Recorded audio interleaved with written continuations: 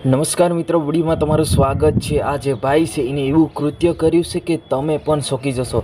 જી હા મિત્રો, ગોવિંદભાઈ નટ એક સ્કૂલના આચાર્ય છે। તરુણી પ્રાથમિક શાળામાં એવું કૃત્ય કર્યું છે કે 6 વર્ષની બાળકી ઉપર રેપ કર્યો અને સેવડાઈને ગળું દબાવીને મારી નાખ્યું। એમને રિમાન્ડ મળ્યા છે। 3 દિવસની અંદર એમનો સાચો ચુકાદો જવા થઈ રહ્યો છે। શું એમને ફાંસી થશે કે નહીં થાય એ પણ આપણે આવનારી ચુકાદામાં જાણીશું। કેમ કે હાલ બધા સોશિયલ મીડિયા પર આમ તેમ ફલાણું તેમ આ વિડીયો જોયા પછી તમારે કોઈ પણ પ્રકારનો વિડીયો જોવાની જરૂર નથી। કેમ કે આપણે જેટલા પણ વિડીયો બનાવીએ છીએ એ બધી સાચા અને સાચી માહિતી લઈને જ બનાવતા હોય છે। આ ભાઈએ એવું ખરાબ કૃત્ય કર્યું છે કે તમને બધા લોકોને ખબર જ છે કે આ ભાઈ સ્કૂલના આચાર્ય છે અને ગોવિંદ નટ નામના આચાર્ય છે। એક નાનકડી દીકરી પર રેપ કર્યો છે।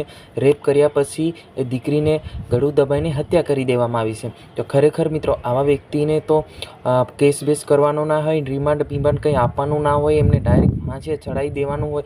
એ હાલ દાહોદની પ્રજા એટલી નહીં પણ આખા ગુજરાતની પ્રજા એટલી ક્રોધમાં છે જે કે આવી ઘટના ઘટે છે કે દાહોદની ઘટના હોય, રાજકોટની ઘટના હોય, સુરતની ઘટના હોય, આવી ઘટના હાલ વધારે થવા જઈ રહી છે। એટલા માટે અત્યારે માનવામાં આવે તો જે આ ભાઈ છે, આ જે આચાર્ય છે, આ સ્કૂલના શિક્ષકને તો આપણે ભગવાન માનીએ છીએ, કોઈ દિવસ ખરાબ વિચારતા નહીં। પરંતુ આવા જે રાક્ષસી વિચારધારણાવાળા સાથે આવું કામ કરે છે એમને ખરેખર આ મોટામાં મોટી સજા થવી જોઈએ, જેથી કરીને બીજી વાર કોઈ પણ વ્યક્તિ આવું કામ કરતાં પહેલાં 6 વખત વિચારે। તો એમને 3 વાર રિમાન્ડ મળ્યા છે।